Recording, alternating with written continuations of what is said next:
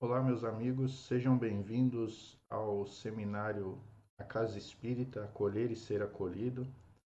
Seminário que tem por objetivo dar uma visão geral sobre a importância e a amplitude da Casa Espírita. É um seminário voltado principalmente para trabalhadores, cujo objetivo é apresentar a eles uma visão global da Casa Espírita, seus bastidores, aquilo que envolve as funções e os segmentos de uma casa espírita. E sem querer entrar em aspectos técnicos e burocráticos de uma casa, o seminário busca primeiro demonstrar a importância da casa espírita como um polo de humanização e, acima de tudo, um polo de acolhimento das pessoas. A nossa intenção aqui é motivar aqueles que já trabalham na casa espírita e dar uma visão para aqueles que ainda não trabalham, que são apenas frequentadores, mas que porventura desejam ou aspiram um dia a desenvolver algum trabalho na casa espírita, entender bem quais são todas as oportunidades, possibilidades que a casa espírita pode oferecer e também quais são os seus limites, né? Quais são as suas fronteiras dentro dessas possibilidades. Então, eu espero que vocês gostem desse seminário. Esse seminário é voltado, como eu disse, aos frequentadores, aos trabalhadores, mas também aos frequentadores. Nós vamos dividir esse seminário em três videoaulas, né? Nós vamos falar sobre ele em três partes. Na primeira parte hoje nós vamos abordar dois tópicos, depois nas outras duas partes vamos abordar os demais tópicos. A ideia nossa é levantar algumas reflexões a respeito da casa espírita e nós vamos falar agora sobre quais reflexões são essas que nós vamos trabalhar.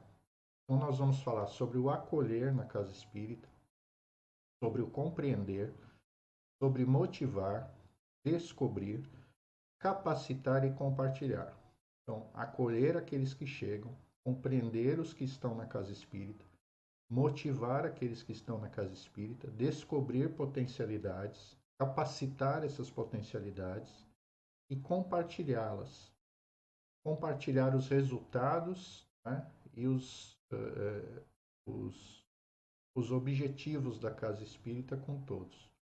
Então, hoje nós vamos abordar os dois primeiros tópicos das nossas reflexões, que é o acolhimento e a compreensão, e nas demais aulas, as duas próximas aulas, a gente vai concluir com os demais tópicos, ok?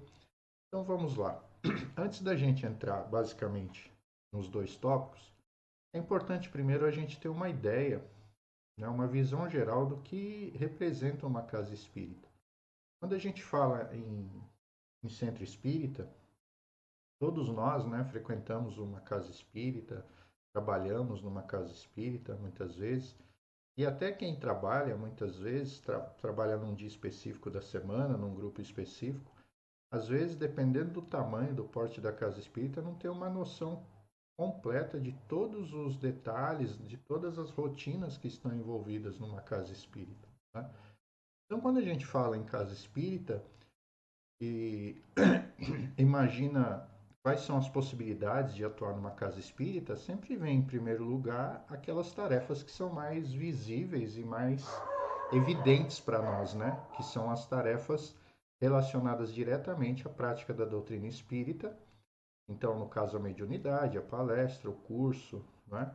Que são as atividades diretas. Mas, quando a gente fala em casa espírita, a gente pode imaginar que tem muito mais atividades do que a gente possa imaginar. Então, nessa ilustração aí, a gente ilustra, coloca algumas atividades, né, alguns segmentos e departamentos de uma casa espírita.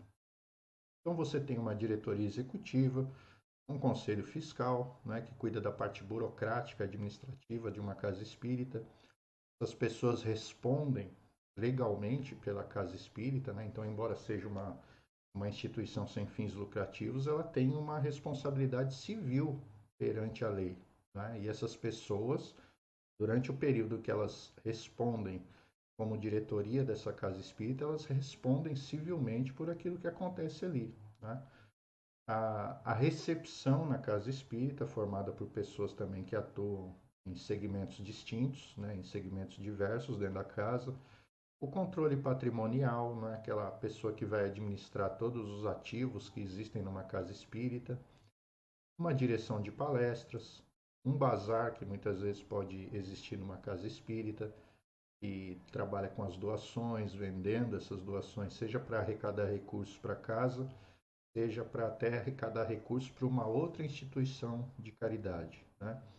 O atendimento fraterno, que normalmente é aquele trabalho de receber pessoas que estão em busca de um tratamento, para fazer uma triagem, para fazer um encaminhamento para o tratamento espiritual adequado, né? Ou um departamento de eventos, que vai cuidar aí dos eventos que a casa muitas vezes vai desenvolver para poder também arrecadar fundos para se manter, né? Um departamento de comunicação social, que vai cuidar da relação da casa com os outros segmentos da sociedade, que vai muitas vezes também desenvolver informativos para os frequentadores, para os trabalhadores da casa. As palestras propriamente ditas, né, formada pelos palestrantes, pelos dirigentes. Os estudos, o departamento de estudos e cursos, onde a casa desenvolve um cronograma de estudos, quais livros vão ser estudados, os dias, os horários. O departamento de assistência social, onde se faz a promoção humana e social para as comunidades, para a sociedade. Uma biblioteca, né, para troca de livros, para empréstimo de livros. Uma área de manutenção, porque uma casa espírita ela tem eletricidade, ela tem água, né, ela tem pintura, ela tem manutenção, ela precisa de reforma periódica, né? A manutenção dos próprios equipamentos. Hoje, uma casa espírita já precisa ter equipamentos de informática, né? Então, tudo isso demanda manutenção. Uma livraria para vender os livros, para também arrecadar recursos para casa. O departamento de paz, que vai trabalhar em conjunto aí com o departamento de assistência espiritual, de atendimento fraterno.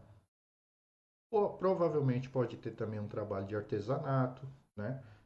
Desenvolvido para a comunidade, onde as pessoas, além de desenvolver esse artesanato, podem também usá-lo em favor da casa para arrecadar recursos e também como uma atividade terapêutica, uma atividade de interação social. Uma cantina, né, que para vender lá os alimentos, os lanches, até para quem chega direto do trabalho e vai trabalhar no centro espírita. E aí a gente tem os departamentos de mocidade espírita e de infância espírita, onde se direciona a doutrina numa linguagem específica para esses públicos. Um departamento de vibrações à distância para as pessoas que não podem chegar até ou se locomover até a casa espírita para fazer um tratamento. Então, esse trabalho muitas vezes é desenvolvido em alguns centros espíritas, né?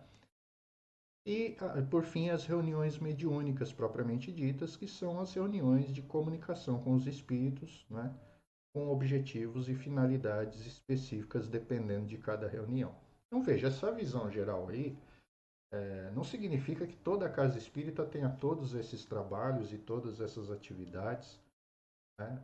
Umas talvez tenham até mais do que o que está ilustrado aí, outras tenham menos, mas digamos que aí estão todos os departamentos mais ou menos comuns aí a maioria dos centros espíritas que a gente conhece. E aí a primeira reflexão que a gente tem que ter aqui, seja para trabalhadores, seja para frequentadores de casas espíritas, é a gente derrubar por terra, né, eliminar aquele argumento de que não tem nada que eu possa fazer numa casa espírita. Mesmo que eu queira ajudar, não tem atividade para mim lá. Então, olhando aí, a gente não pode mais usar esse tipo de afirmação, tá? Porque mesmo quando a gente ainda não possa atuar numa atividade diretamente ligada à doutrina, ou seja, no exercício de divulgação da doutrina ou de prática da doutrina dentro do centro espírita, veja que em todas essas atividades nós podemos ser úteis de alguma forma. Então, eu vou pegar um exemplo aqui mais claro, tá? O de manutenção, por exemplo. Quantos centros espíritas precisam, às vezes, de uma pessoa que conheça elétrica, de uma pessoa que possa fazer uma manutenção na obra do centro, né? De um pedreiro, de uma pessoa que pode fazer uma pintura, de um encanador que possa fazer um reparo, uma reforma. Então veja, você está colaborando com a casa espírita, independente de você ser um divulgador do espiritismo, de você ser um médium, né, de você amanhã vir a, não necessariamente vir a ser um dirigente de um trabalho espírita, mas você é um trabalhador da casa espírita, você está colaborando com o centro espírita naquela sua qualidade, naquele seu trabalho. Então todos nós, né, se estamos dispostos e disponíveis para colaborar e temos interesse em colaborar com a casa espírita, nós temos que ter em mente que sempre vai haver demanda para isso. Né? Eu posso até afirmar que se nós olharmos essa ilustração aí, nós vamos ter muitos centros espíritas onde trabalhadores acumulam funções em vários departamentos desses, porque não existe recursos humanos suficiente para cada um assumir uma área. Então, às vezes, eu vou ter uma pessoa que está lá cuidando de estudos e cursos, mas ela também cuida de evento, ela também faz a manutenção, né?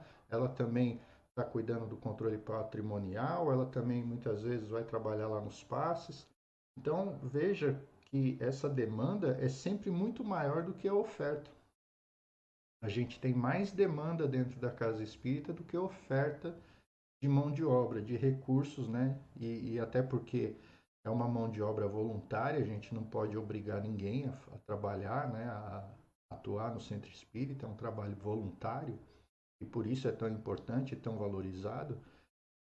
Então, a demanda sempre será maior do que a oferta, né? Porque faltam recursos humanos para isso. Então, uma coisa que a primeira reflexão aqui do nosso encontro é eliminar essa ideia de que não tem nada para eu fazer de útil na casa espírita. Não. Todas as tarefas que existem numa casa espírita são muito úteis e muito importantes, tá? Deixa eu contar uma historinha para vocês, pedir licença aqui para fazer um relato pessoal. Quando eu comecei a frequentar o espiritismo lá em 1992, já se vão aí mais de 20 anos, né? Quase 25 anos, mais de 25 anos. Eu me lembro que eu fui assistir uma palestra e eu fiquei encantado com a palestra, né? Porque ela começou a falar coisas que para mim faziam muito sentido. E aí eu achei tão interessante que eu falei, tá aí, eu queria, né, me engajar mais nesse negócio, né? Aprender mais sobre isso. E na saída da palestra, eu fui até um senhor que estava na recepção e perguntei para ele como é que funcionava, né, para eu participar da casa, fazer os cursos. Ele me disse que os cursos, então, já era meio do ano, tal, que os cursos já estavam em andamento, eram cursos anuais e que provavelmente eu só poderia entrar no ano seguinte. Aí eu, curioso, né, perguntei como é que funcionavam esses cursos, né? Aí ele me disse, olha, funciona assim, você vai fazer o estudo do Livro dos Espíritos no primeiro ano, né? Depois você vai estudar o livro o Evangelho segundo o Espiritismo no segundo ano. Depois você vai estudar o livro dos médiuns. Aí, depois que você fizer esses 3 cursos, aí você vai fazer uma prática lá mediúnica, né? Para você saber se você é médium. Aí, se você descobrir que você não é médium, que você não serve para nada, você vai trabalhar ou na biblioteca, ou na livraria, ou aqui na recepção, tal. Quer dizer, ele próprio estava se desvalorizando em relação à tarefa que ele fazia. E estava me transmitindo essa imagem em relação ao centro, de que só era útil aquela pessoa que era médium na casa espírita. O que não é verdade, né? Porque o objetivo da casa espírita não é só o exercício da mediunidade, é também as pessoas, é um polo de modificação e transformação moral das pessoas, né? Então, quando a gente fala em centro espírita, a gente tem que entender que todas as atividades do centro espírita são úteis e são importantes. Desde a pessoa que te recebe lá na entrada, até aquela pessoa que põe a água ali para as pessoas tomarem depois do passe, a pessoa que é responsável pela limpeza, né? A pessoa que vai entregar um folhetinho lá na saída do salão ou na entrada do salão, todas essas pessoas têm uma função importante dentro da casa espírita. E é isso que a gente precisa entender, e por isso a gente precisa entender que a gente sempre vai ter algo a fazer e a oferecer para uma casa espírita. Então esse é a primeira reflexão do nosso encontro aqui, né? Sempre haverá demanda e sempre haverá algo que a gente pode contribuir para com o centro quando a gente estiver disposto a ajudar e disponível, né? Muito bem. Então, o que significa acolher na casa espírita, né? Herculano Pires diz para nós, no seu livro Centro Espírita, que o centro é um ponto visual de convergência entre homens e espíritos em torno do espiritismo. Então, veja, o que ele quer dizer? É nós, seres humanos, estamos em contato o tempo todo com os espíritos, no nosso dia a dia. Então, ainda que não houvesse o centro espírita, nós íamos estar em contato e em relação com os espíritos, ainda que não soubéssemos. Mas no centro espírita, isso é explícito, isso é conhecido, consciente, né? Então, é um ponto visual, ou seja, lá nós abertamente estamos nos relacionando com os espíritos através dos trabalhos mediúnicos. Mas, né, além disso, é um ponto de relacionamento humano. Né? É um ponto de relacionamento humano. Então, antes de nós pensarmos na prática espírita, na prática mediúnica, né, nós temos que primeiro entender que as nossas palavras, os nossos gestos, a nossa sensibilidade tem que, antes de tudo, estar voltado para com as próprias pessoas. Ou seja, os nossos relacionamentos, as nossas relações dentro do centro espírita tem que começar pelos encarnados. Né? Então, antes de tudo, o centro espírita precisa humanizar as suas práticas para então espiritualizar os seus praticantes. Ou seja, eu preciso primeiro entender que ali eu preciso me relacionar com as pessoas, me relacionar entre os encarnados.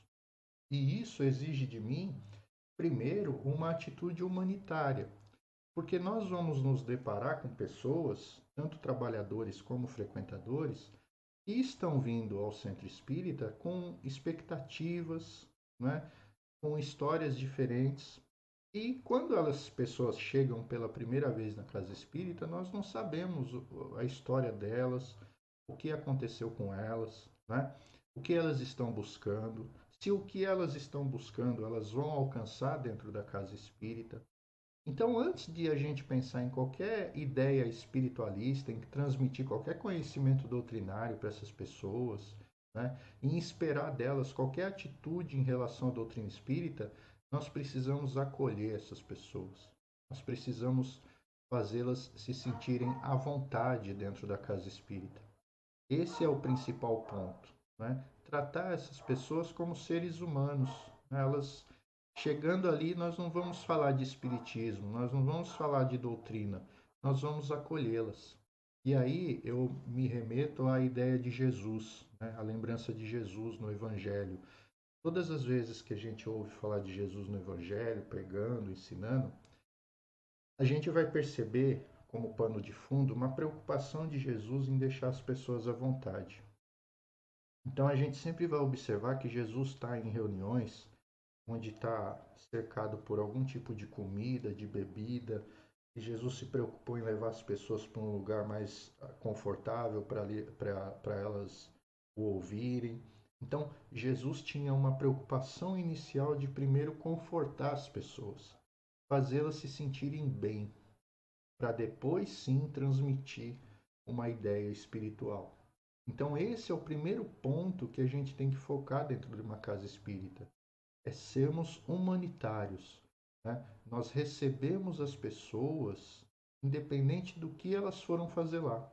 Recebemos bem essas pessoas, acolhemos essas pessoas, né? Tratá-las com respeito, com simpatia, com amor. E independente se elas vão entrar, se elas vão assistir uma palestra, se elas vão continuar na casa espírita, se elas estão vindo só aquele dia e não vão voltar mais, é a gente exemplificar esse amor de uma forma muito simples e humanitária. Então, quando diz que primeiro a gente tem que humanizar, é isso, quer dizer, é tornar as nossas relações ali, né, amistosas, desarmadas, sem a preocupação de protocolar os nossos comportamentos dentro de uma prática espírita inicialmente, né? Esses protocolos nós vamos cumprir depois que esse ambiente, depois que essa pessoa se sentir ambientada lá e predisposta a querer avançar, a querer seguir com alguma coisa lá dentro. Então, quando eu recebo uma pessoa na casa espírita, eu não tenho que ter essa preocupação, né, do porquê que ela está chegando lá, o que que ela quer, o que que ela foi buscar. Não, eu tenho que recebê-la como se eu já a conhecesse de muito tempo, como se ela já estivesse ali frequentando a casa há muito tempo, como se ela já fosse uma grande amiga, né? Eu tenho que deixá-la à vontade, eu tenho que fazer ela se sentir acolhida naquele local, porque aí sim, a partir desse acolhimento, é que ela vai se sentir à vontade, né? E ela vai encontrar aderência entre esse acolhimento e aquilo que ela vai ver depois, naquilo que a doutrina espírita nos ensina. Então, esse ato humanitário, né, é o que a gente tem que pensar dentro da casa espírita, humanizar o centro espírita. Pensar que, primeiramente, o primeiro contato que essa pessoa tem quando chega na casa espírita não são com os espíritos, são com os encarnados que ali estão. E são os encarnados que vão dar essa primeira impressão para ela do que realmente representa uma casa espírita. Então a gente vai fazer um paralelo aqui para entender mais ou menos o que é acolher e o que não é acolher, né? Porque a gente não pode confundir o acolhimento com os protocolos de assistência de uma casa. Então, quando a gente fala em acolher, a gente não está dizendo, por exemplo, que acolher é entrevistar a pessoa, né? Muitas vezes essa pessoa, num determinado momento, quando ela busca, por exemplo, um atendimento espiritual na casa, então as casas espíritas têm um protocolo, que é um atendimento fraterno, onde ela vai sentar com essa pessoa lá, confidencialmente, né, separadamente, e vai entender o que a pessoa tem, o que a pessoa está passando, e isso muitas vezes é através mesmo de uma entrevista, de uma conversa, tal. Mas isso é um protocolo da casa, né? O acolhimento não é isso. O acolhimento não é isso, tá? Isso aí já é um protocolo, já é um segundo momento onde a pessoa já foi acolhida, tá? E dentro do acolhimento eu não vou estabelecer práticas como promessa, né, como cobrança, né? Ou seja, prometer algo, garantir que a pessoa vai encontrar algo lá dentro do centro espírita, aquilo que ela busca, porque eu não tenho como garantir isso para a pessoa, né? Cobrar a pessoa sobre algum compromisso que ela tem que estabelecer com a casa, né? Então a pessoa chega a primeira vez na casa, você já quer que ela faça curso, você já quer cobrar para que ela venha nas palestras, você já quer que ela seja sócia do centro, quer dizer, isso afugenta as pessoas, né? Isso não é acolhimento. E opinar, né, muitas vezes sobre o problema da pessoa, porque muitas vezes essa pessoa vai chegar tão atordoada, às vezes tão desesperada com o seu problema, né, que ela vai começar a se abrir para o primeiro que ela encontrar. Ela vai começar a falar dos seus problemas, se expor de uma tal forma que ela muitas vezes não vai ter noção, né? A angústia dela é tão forte que ela quer se agarrar no primeiro que ela encontra, né? Então a gente tem que ter muita sensibilidade para ouvir, para acolher essa pessoa e não querer opinar naquele momento, não querer dar a nossa opinião, né? Não querer dizer ou julgar o que a pessoa tá vivendo ali, até porque é um momento muito delicado, né? E a gente conhece muito pouco da história daquela pessoa. Então essas atitudes a gente tem que procurar evitar. E entender que o acolhimento é o quê? É a atitude natural que nós teríamos com qualquer pessoa, né? A nossa cordialidade. Então é abraçar essa pessoa, é procurar agradecer a presença dela, é acalmá-la, é ouvi-la, né? De repente ela vai querer falar, a gente ouvir, ter tempo para ouvir, é oferecer uma água, oferecer um café, de repente, se ela está muito angustiada, levar ela para um local mais reservado, né, para ela ficar mais à vontade, tá? E não ter a pressa, a preocupação de querer que essa pessoa já entre dentro do fluxo normal da casa, né? Então, a atitude humanitária do centro espírita é essa, né? Primeiro, tratar as pessoas como elas gostariam de ser tratadas. E quem ensinou isso não foi o Espiritismo, né? Foi Jesus. Fazer as outras pessoas o que nós gostaríamos que as pessoas nos fizessem. Fazer isso primeiramente.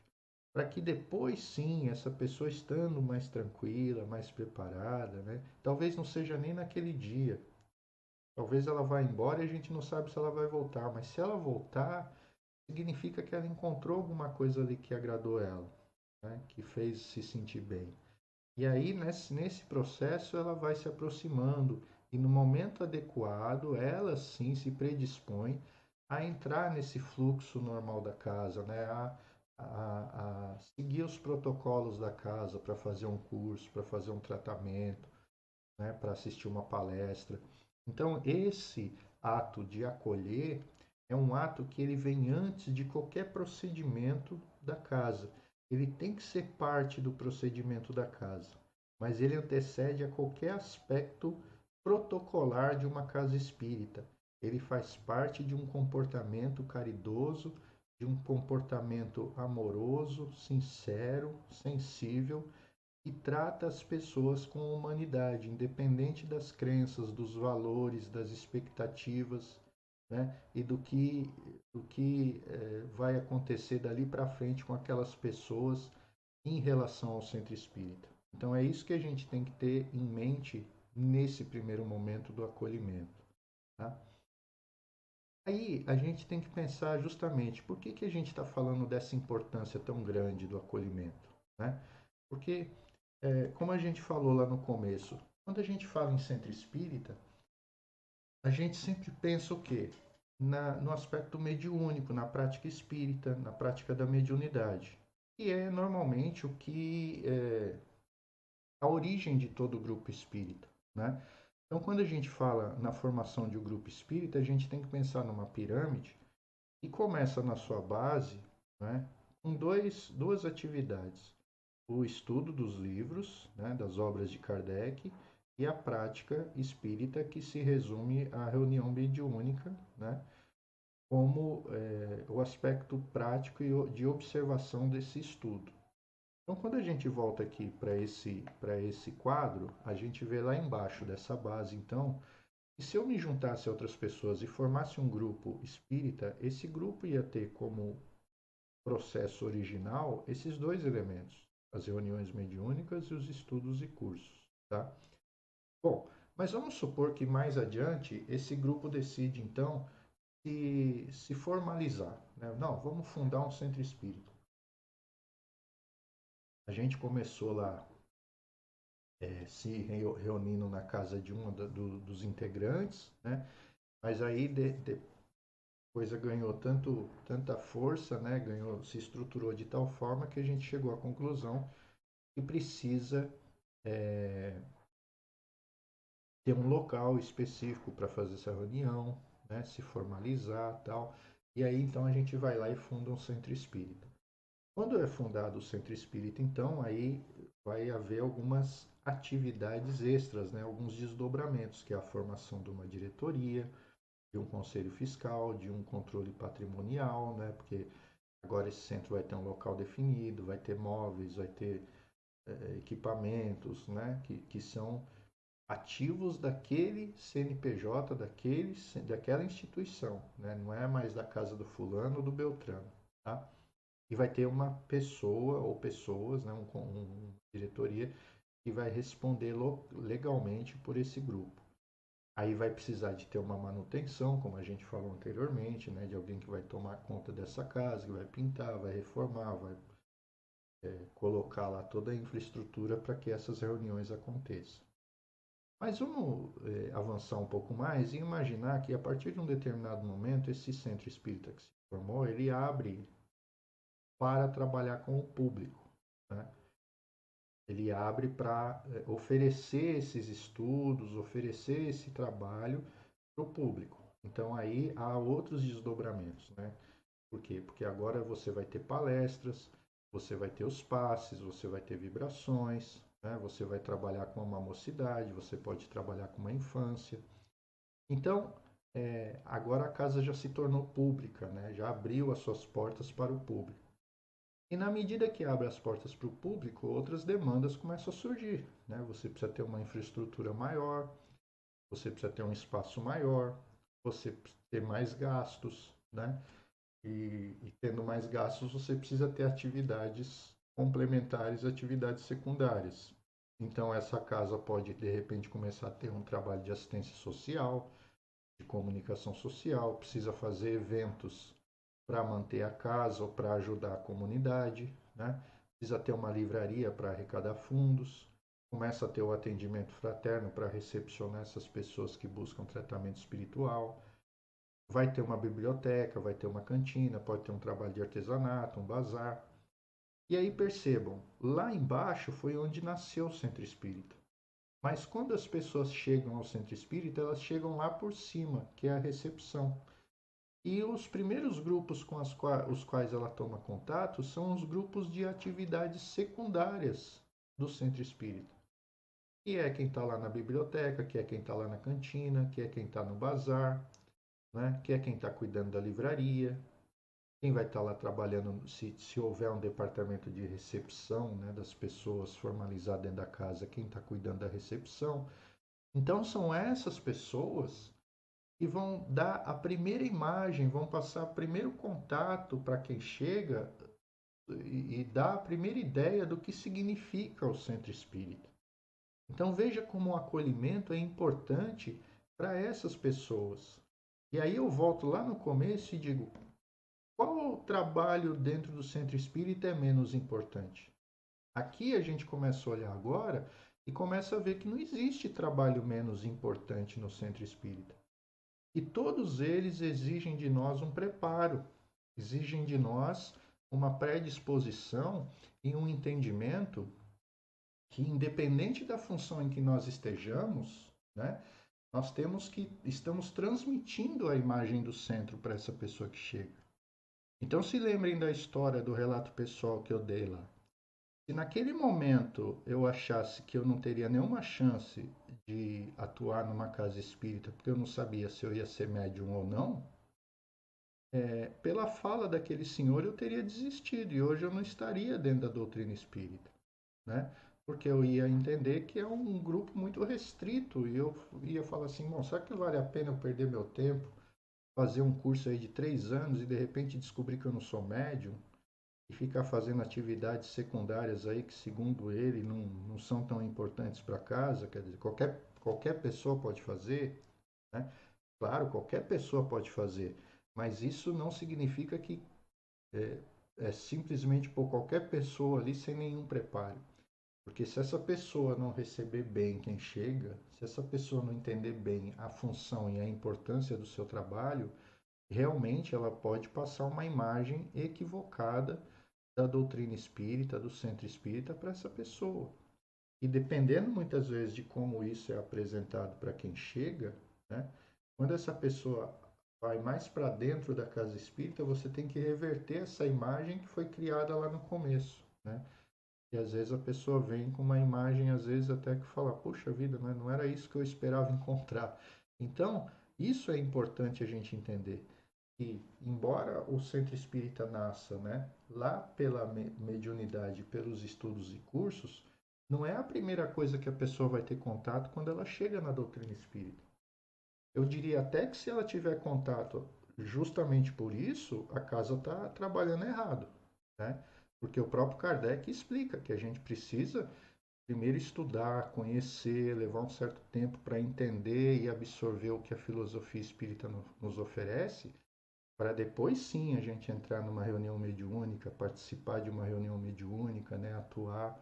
Então, muitas vezes, todo o nosso processo de integração numa casa espírita, ele começa por tarefas ali que não necessariamente faz com que a gente esteja atuando diretamente na prática espírita, mas isso não significa que nós não estejamos praticando o espiritismo, porque o espiritismo tem por objetivo modificar as nossas relações sociais. A transformação moral que ele propõe é para modificar as nossas relações sociais, né? Então, esse é o objetivo de todas as áreas que envolvem um centro espírita.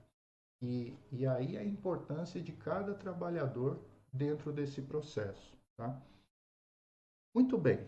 Agora passamos para o nosso próximo tópico, a compreensão. Então falamos do acolhimento, né? Da importância do acolhimento na casa espírita e da importância de cada trabalhador, independente da sua função, nesse ato de acolher, né? E quando a gente fala acolher, não é só o que chega, o frequentador, mas entre os trabalhadores também, né? Porque os trabalhadores também têm aqueles dias que não vão chegar bem, que vão chegar precisando conversar, que vão precisar chegar chegando, serem ouvidos, né?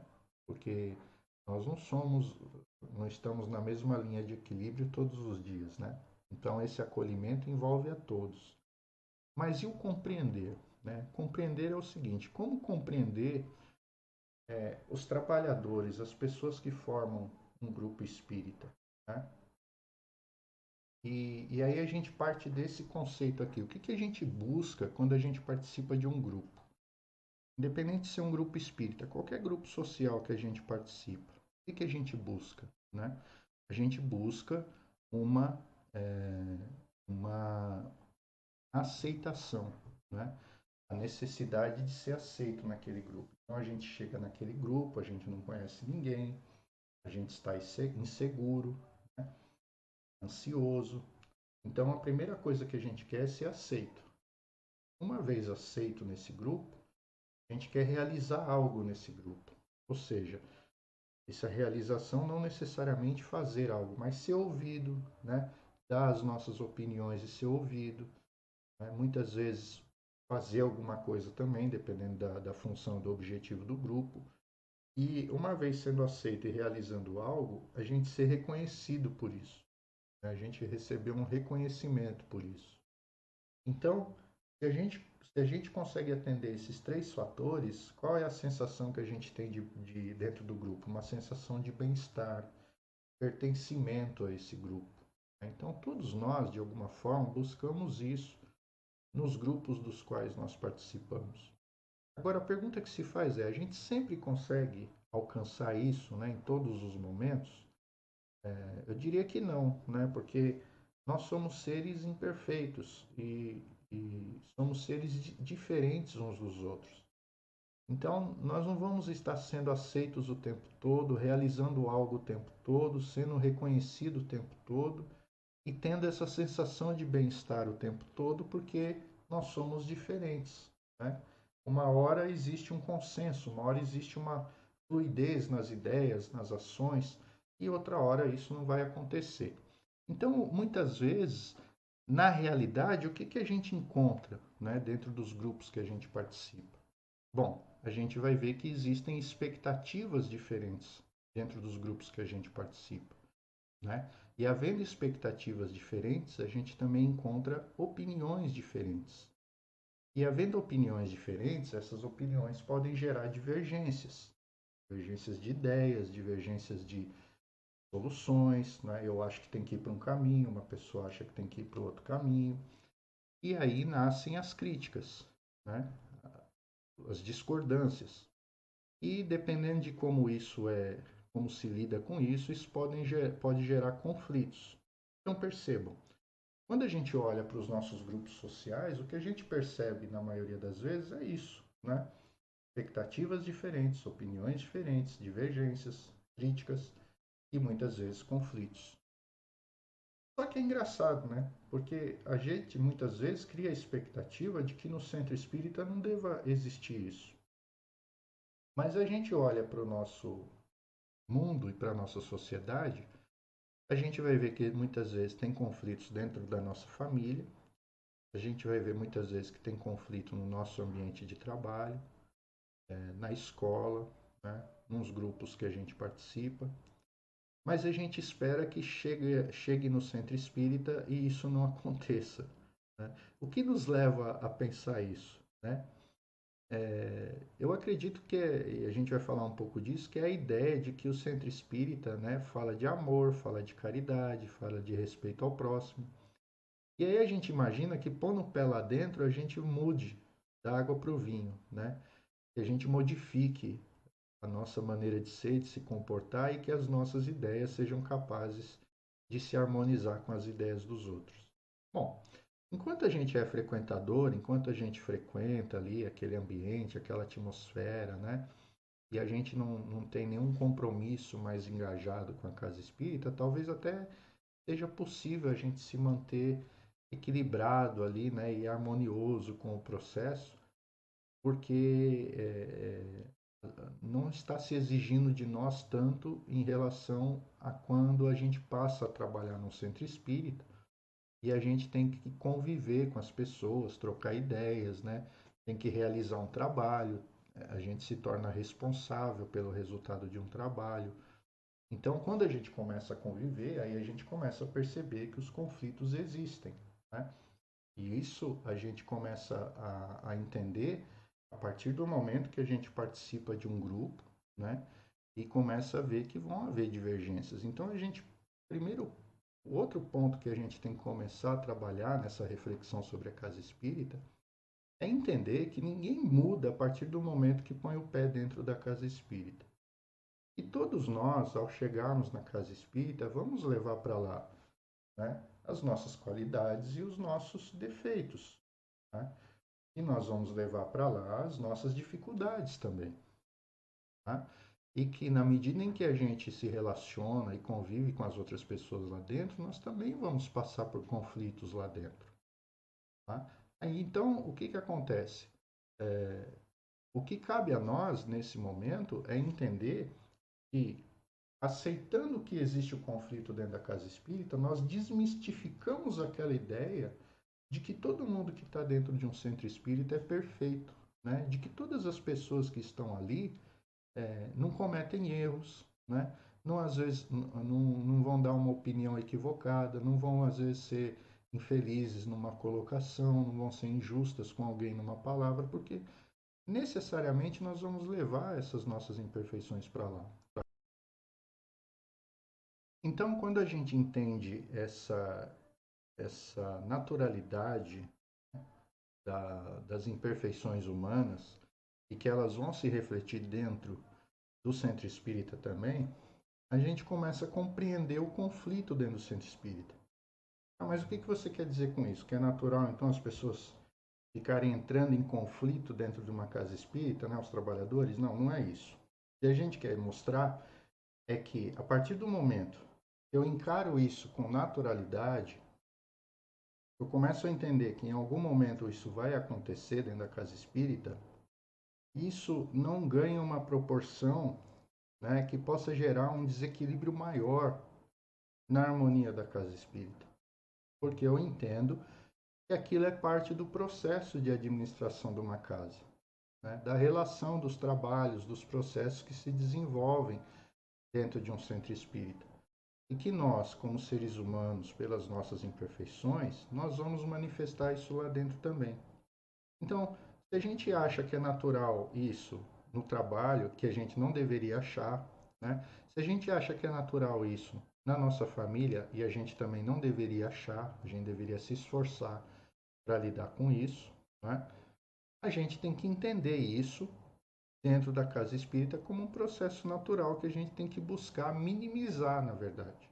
Né? Lidar com ele de forma a não dar a ele uma proporção maior do que ele merece ter. Então, o que fortalece o conflito, né, dentro de um grupo? Primeira coisa, a gente tem que entender isso. O que fortalece um conflito dentro de um grupo? Primeiro, a gente tem que, como eu disse, a gente entender que o conflito é algo natural. Então, quando compreendido sob a ótica espírita, ele não deve ser visto em seu conceito como algo negativo. Né? As pessoas estão querendo achar uma solução para um problema e muitas vezes vão haver divergências, discordâncias na forma de tentar abordar esse problema. Só que, como eu disse, né, criou-se aquele mito de que, por estarmos numa casa espírita, então os problemas, esses conflitos não deveriam existir, né? Porque aquilo que a doutrina espírita propõe, que é a caridade, que é o amor ao próximo, que é o respeito, faria com que as pessoas sempre entrassem num consenso, num entendimento, né?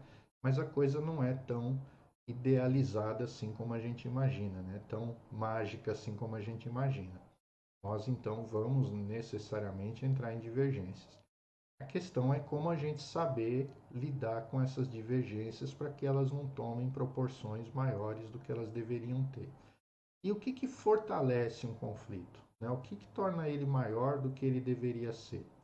Bom, se a gente parte do princípio que ele existe a partir do momento que não existe um consenso entre as partes envolvidas, normalmente esse consenso surge por quê? Porque há uma ausência de diálogo, porque muitas vezes aí sim entra os nossos defeitos, né, individuais, o nosso orgulho, a nossa vaidade, o nosso egoísmo, porque muitas vezes a gente se melindra, a gente não aceita a crítica a uma ideia nossa e a gente confunde muito a ideia com a própria pessoa. Então, eu tenho uma ideia sobre algo, né? E muitas vezes a forma como eu vou criticar essa ideia faz com que eu critique não a ideia, mas a pessoa. E isso muitas vezes é que causa o conflito, tá? Outra coisa, e aí também o melindre, né? Que está muito ligado à vaidade, o personalismo também. Ou seja, a ideia de que a minha ideia tem que prevalecer. Né? Aquilo que eu penso tem que ser melhor que o dos outros. Né? Só faz sentido se fizer do meu jeito. Então isso está muito ligado ao nosso orgulho, à nossa vaidade. Então são coisas que isso nós temos que observar em nós.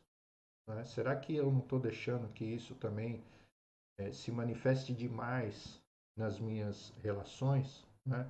Nos meus e será que isso não está fazendo com que eu gere esses conflitos na minha relação com as pessoas? Então existe aí uma responsabilidade individual de cada um de nós em observar isso, né?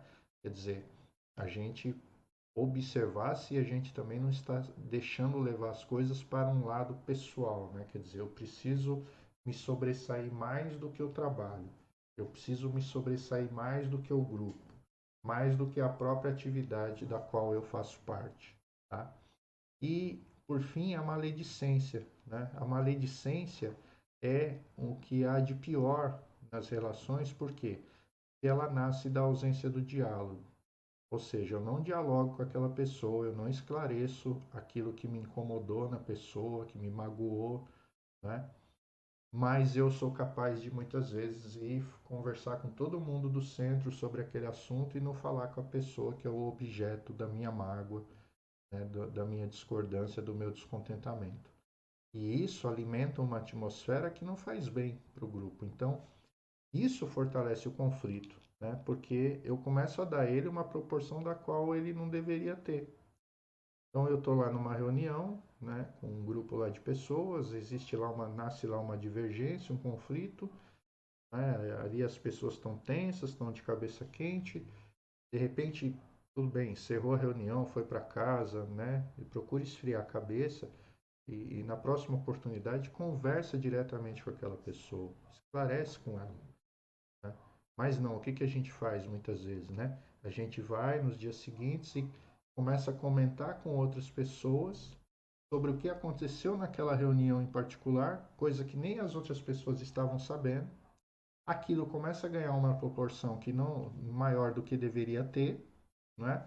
E aí você fortalece um conflito que na verdade não teria razão de ter o tamanho que tem por causa muitas vezes desse ato, né, de estender a coisa para quem nem deveria estar envolvido naquilo. Então, esses são comportamentos que a gente tem que observar. E, acima de tudo, o diálogo é o primeiro passo para enfraquecer esses outros elementos que estão aí. Porque, ainda que a gente tenha isso dentro de nós, e a gente tem que ser honesto nesse sentido, né? Muitas vezes a gente faz comentários indevidos, a gente pensa e fala, poxa, eu não deveria ter falado de tal pessoa assim, né? Eu não deveria ter me referido a isso. Então a gente muitas vezes reconhece isso em nós, reconhece essas imperfeições em nós. Mas se a gente faz o esforço de dialogar, né, ainda que a gente ainda tenha esses defeitos, quando a gente dialoga, a gente enfraquece, a gente quebra, a gente rompe, né, uma barreira e uma corrente de energia negativa que iria dar continuidade a esse processo.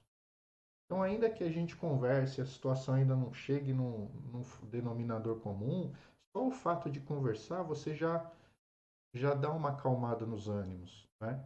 E essas nossas imperfeições, elas não se sobressaem. Então, uma forma da gente não fortalecer o conflito, né, enfraquecê-lo, é evitar esses tipos de comportamento e buscar o diálogo, né? E aí, o que que a gente tem que buscar para compreender, né, e enfraquecer esse conflito? Então, percebam, a primeira coisa é a gente entender que o conflito vai existir na casa espírita, né? Você tem gente lá que está trabalhando lá há muito tempo, gente nova chegando, né? Gente saindo, gente entrando, ideias diferentes, ideias novas, ideias antigas. Então percebam, uma hora ou outra isso vai entrar em choque, né? Em choque de ideias, né? Vontades novas com vontades antigas. Tudo isso vai acontecer dentro de uma casa espírita. A gente ter consciência de que isso vai acontecer já é o primeiro passo para a gente estar preparado para lidar com isso, né? E o próximo passo é não fortalecer isso, não deixar que isso ganhe proporções que não deveria. E como que a gente enfraquece isso? Sempre com o diálogo, sempre com a conversa, né? Se cada grupo, se cada pessoa tiver oportunidade, dentro dos grupos que participa, de trocar ideias periodicamente, de conversarem, né? Fazerem uma reunião ali para, ou individualmente, né? Umas com as outras, conversar sobre alguma coisa que precisam alinhar, melhorar, para não deixar isso ganhar uma proporção maior, é importante. E ter como parâmetro as bases doutrinárias, né? Aquilo que a gente aprende no Espiritismo. Quer dizer, ter em mente o seguinte, que o conflito vai existir, mas eu tenho que me lembrar daquilo que Kardec ensina, né? Que o verdadeiro espírita se reconhece pelo esforço que faz em domar as suas más tendências. Então vejam, não é que nós vamos agir corretamente e perfeitamente nas ocasiões. Não, nós vamos cometer erros e vamos gerar conflitos. Mas se houver da nossa parte esse esforço de tentar corrigi-los, isso demonstra realmente o espírito, né, coletivo de uma casa espírita. Ou seja, isso demonstra realmente o que é humanizar o centro espírita. Entender que aquelas pessoas que estão ali são seres falíveis, como qualquer outro, né? Isso serve tanto para trabalhadores quanto para frequentadores. Enxergar no trabalhador um ser humano, um ser falível, um ser que pode cometer erros, mas um ser que, acima de tudo, se esforça e é responsável em tentar, em seguida, corrigir esse erro, minimizar os impactos desse erro cometido. E as bases doutrinárias elas servem para isso, tá? Mas é preciso que essas bases doutrinárias sejam usadas com responsabilidade, muito mais no sentido de aplicá-las a nós mesmos do que tentar aplicar aos outros. Porque no momento do conflito não adianta a gente querer ficar citando Kardec, né? No momento do conflito não adianta a gente querer ficar lembrando Chico Xavier, lembrando Emmanuel, lembrando André Luiz, lembrando esse ou aquele, lembrando Jesus, porque quando a gente faz isso, dá a sensação de que a gente está querendo se colocar acima dos outros, né? Dizer assim, ó, meu irmão, você precisa perdoar, você precisa não entender que aqui é um ambiente de amor, tal. Isso não vai funcionar na hora do conflito, na hora que a gente está tenso, né? Isso tem que funcionar para nós antes de começar o conflito ou depois que o conflito aconteceu, a gente se lembrar disso para tentar reparar o nosso erro. Mas não adianta a gente cobrar isso do outro, tá? Para fazer uma analogia, é mais ou menos, talvez muitos de vocês já tenham ouvido isso em algum momento da vida de vocês. Estou falando aqui dos espíritas, né, que já trabalham, que já atuam no meio. Quantas vezes nós já passamos por algum problema em que nós nos desequilibramos e alguém olha para você e diz assim, né? Ué, mas você não é espírita? Você não conhece o espiritismo? O espiritismo não diz que você tem que manter um pensamento equilibrado, manter um pensamento firme? Aí eu pergunto para vocês, como é que vocês se sentem quando a pessoa fala isso no momento em que você está em desequilíbrio? Isso te ajuda ou isso te deixa ainda mais nervoso, mais desequilibrado, né? Por quê? Porque não é o momento ali, né? Aquilo é contraproducente, porque ele soa como uma cobrança, como um dedo na ferida, como atestar que você é incompetente, que você não consegue fazer aquilo que você fala, né? Então isso põe a pessoa mais para baixo. Então ali não é o momento de usar bases doutrinárias. Quando a gente fala em bases doutrinárias, é no sentido da gente sempre lembrar que nós estamos ali para buscar a solução. Então, no momento do conflito, né, se eu tiver essa consciência, eu procure entrar num consenso ou tentar minimizar os efeitos do conflito. Então, de repente, eu vou estar numa reunião que a coisa está patinando, está enrolando, né? E eu, de repente, eu sou o líder dessa reunião, eu sou o coordenador dessa reunião. Eu falo, gente, vamos fazer o seguinte, vamos encerrar, né? Vamos para casa, vamos esfriar a cabeça. Cada um pensa, cada um põe a cabeça no travesseiro, pensa no que tem que fazer.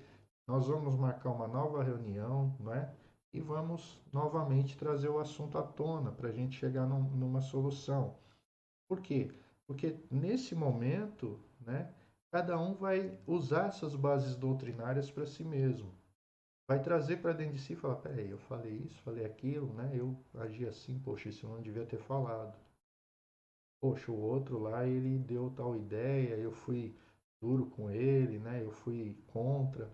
Mas espera aí, também se ele fizer do jeito que está falando, não é também, né?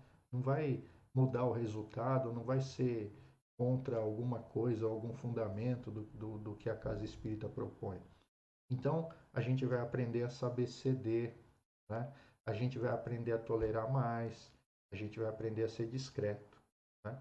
Então, procurar encontrar a solução no momento do conflito sem querer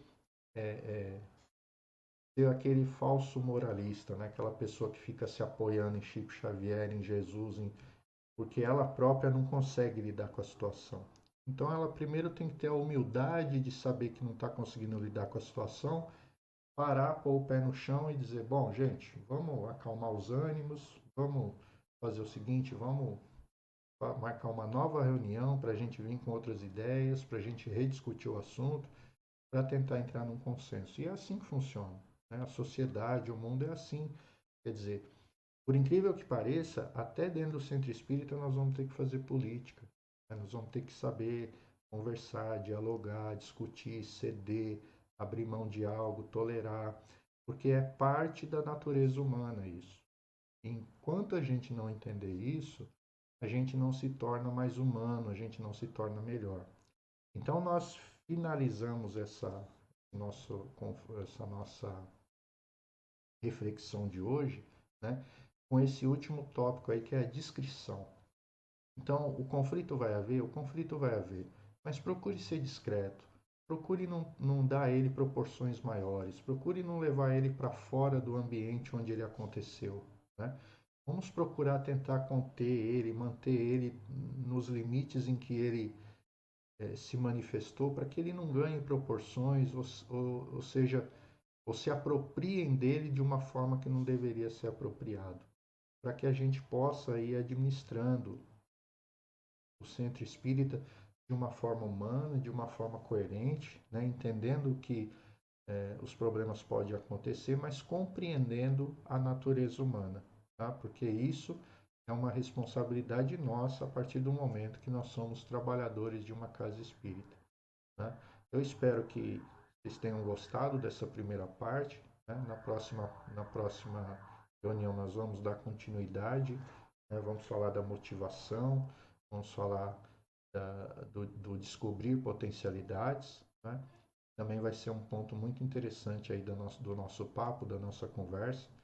Eu desejo a todos muita paz, muito amor, que Jesus possa estar no coração de todos vocês, que a espiritualidade amiga possa amparar os seus lares, as suas famílias, né?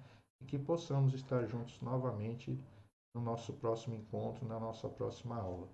Bom, um grande abraço a todos, que todos possam aí ter uma semana repleta de paz, repleta de harmonia e até o próximo encontro. Até lá.